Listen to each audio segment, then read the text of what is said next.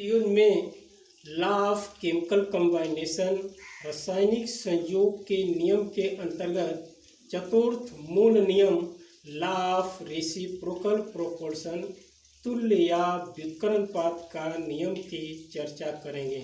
इस नियम का प्रतिपादन जर्मन वैज्ञानिक रिक्टर ने 1792 ईस्वी में किया था।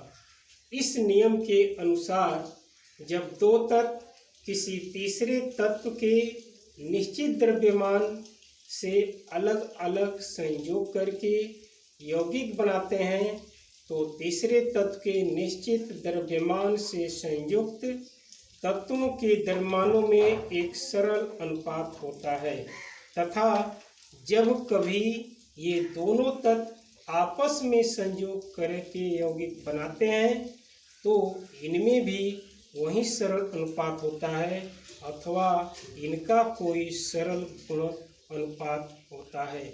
इसे हम आगे उदाहरण के द्वारा स्पष्ट करने का प्रयास करेंगे। तुल्य अनुपात का नियम उदाहरण के द्वारा स्पष्ट करेंगे। दो तत्व हाइड्रोजन और ऑक्सीजन तीसरे तत्व कार्बन से अलग अलग संयोग करके CH4 मीथेन और CO2 कार्बन डाइऑक्साइड बनाते हैं तो इसमें कार्बन के निश्चित द्रव्यमान 12 से संयुक्त हाइड्रोजन और ऑक्सीजन का द्रव्यमान 4 और 32 है। तो तीसरे तत्व के निश्चित द्रव्यमान से संयुक्त हाइड्रोजन और ऑक्सीजन का अनुपात 4:32 यानी 1:8 का है। जब हाइड्रोजन और ऑक्सीजन ये आपस में संयोग करके यौगिक बनाते हैं तो इसमें भी यही 1:8 का है, इसका कोई सरल गुणक अनुपात होना चाहिए। तो H2O में 2:16 या 1:8 का अनुपात है। चूँकि यहाँ और यहाँ दोनों स्थितियों में समान अनुपात है, इससे तुल्य अनुपात के नियम की पुष्टि होती है। इसे हम दूसरे उदाहरण से हम देखते हैं। दूसरे उदाहरण में हम दो तत्व हाइड्रोजन और ऑक्सीजन को लेते हैं तो हाइड्रोजन और ऑक्सीजन तीसरे तत्व सल्फर से अलग अलग संयोग करके H2S और SO2 बनाते हैं तो तीसरे तत्व के निश्चित द्रव्यमान यानी 32 ग्राम से संयुक्त हाइड्रोजन और सल्फर का अनुपात हाइड्रोजन और ऑक्सीजन का अनुपात 2:32 या 1 और 16 का है।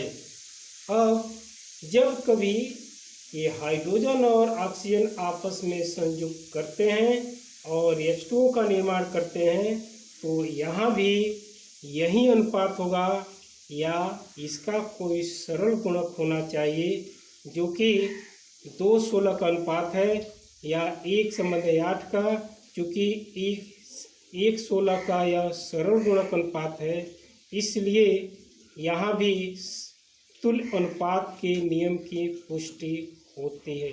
सरल गुणक का अर्थ है गुणित के रूप में, जैसे 8 और 16। अब इसको हम इस रूप में भी समझ सकते हैं कि तीसरा तत्व यदि हम ऑक्सीजन माने तो दो तत्व सल्फर और हाइड्रोजन ऑक्सीजन से संयोग करके H2S और H2O बनाते हैं तो यहाँ पर हाइड्रोजन के निश्चित द्रव्यमान 2 ग्राम से संयुक्त ऑक्सीजन और सल्फर का अनुपात 32 और 32 यानी 1:1 का अनुपात है या 16 और 16 का अनुपात है। और यदि ये आपस में संयोग करते हैं यानी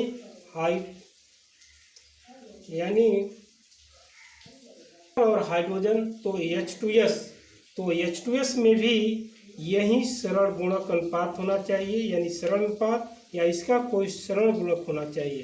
तो H2S में 2 और 32 यानी 1:16 का अनुपात है जो कि 1:8 का सरल गुणक है तो इस रूप में भी तुल्य अनुपात के नियम की पुष्टि होती है। तो इस तरह से हम किसी अगर उदाहरण को लेते हैं तो 3 तत्वों में किसी को तीसरा तत्व अथवा प्रथम और दूसरा तत्व मान करके इसको समझ सकते हैं।